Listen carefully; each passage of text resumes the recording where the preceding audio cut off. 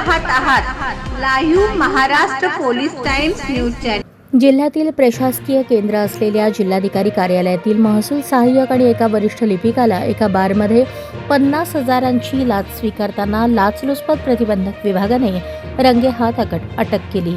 महसूल सहाय्यक गोपाल महादेवराव मोहाडे वय 44 व वरिष्ठ लिपिक राहुल अरुणराव कुईटे वय 38 अशा आरोपी लोकसेवकांची नावे आहेत। या कारवाईने महसूल प्रशासनात खळबळ उडाली आहे।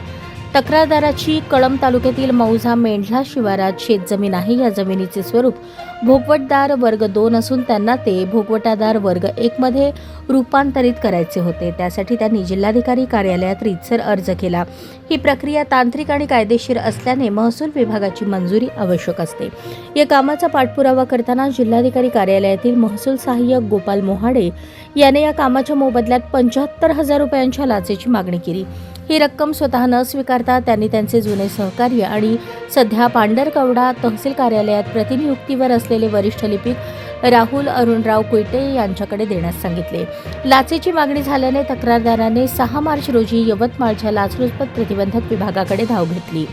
एसीबीने तातडीने तक्रारीची पडताळणी केली। पडताळणी दरम्यान लाचेची मागणी झाल्याचे निष्पन्न झाले। तडजोडी यानंतर 50,000 रुपये देण्याचे ठरले। शुक्रवारी शहरातील गजबजलेल्या स्टेट बँक चौकातील फ्रेंड्स बारमध्ये राहुल कुईटे हा मद्याचे पेग रिचवत लाच स्वीकारताना बसला होता। त्यावेळी सापळा रचण्यात आला।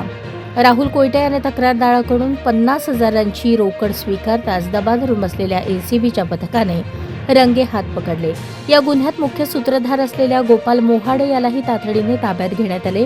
या दोन्ही आरोपींविरुद्ध भ्रष्टाचार प्रतिबंधक कायदा 1988च्या विविध कलमांद्वारे गुन्हा दाखल करण्यात आला आहे।